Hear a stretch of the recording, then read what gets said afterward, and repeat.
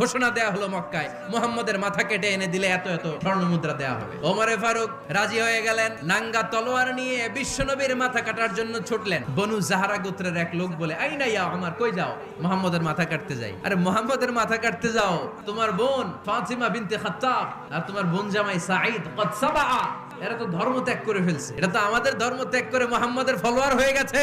আগে ওমর ঘর সামলাও, পরে মুহাম্মাদের মাথা কাটতে যেও। ওমরে ফারুক অবাক হয়ে গেলেন। তলোয়ার নিয়ে বিশ্বনবীর দিকে না যেয়ে নিজের বাড়ির দিকে চলে গেলেন। বিশ্বনবীর আপন বোন ফাতিমা বিনতে খাত্তাব, বোন জামাই সাঈদ আর খাব্বাব রাদিয়াল্লাহু তাআলা আনহু তিনজন মিলে সূরা তাহা তেলাওয়াত করছিলেন। মক্কায় লুকিয়ে লুকিয়ে দাওয়াত হতো। খাব্বাব রাদিয়াল্লাহু তাআলা আনহু একটা চামড়ার ফলকের মধ্যে সূরা তাহার কয়েকটা আয়াত এনে ওমরে ফারুকের বোন আর বোন জামাইকে শিক্ষা দিচ্ছে, ট্রেনিং দিচ্ছে লুকিয়ে লুকিয়ে। ওমরে ফারুক যখন ঘরে চলে আসলেন, এরা তটস্থ হয়ে গেল। সাইয়েদনা খাব্বাব বিছানার তলায় লুকিয়ে গেলেন। ওমরে ফারুক বললেন, দরজা খোলো।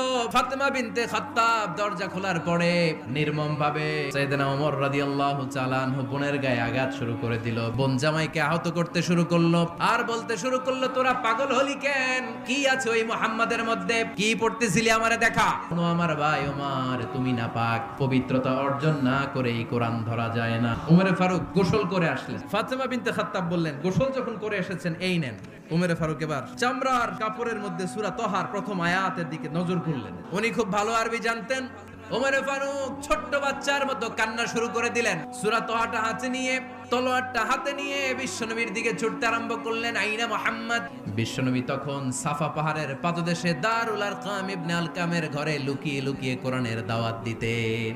ওমরে ফারুককে পাগলের মতো ছুটে আসতে দেখে বিশ্বনবীর চাচা হামজা ইবনে আব্দুল মুত্তালিব বলল, নবী আপনি পালান। বিশ্বনবী বললেন, না আমি পালাবো না, বরং তোমরা সরে যাও। ওমর ইবনে আল খাত্তাবকে আমার দরবার পর্যন্ত আসতে দাও।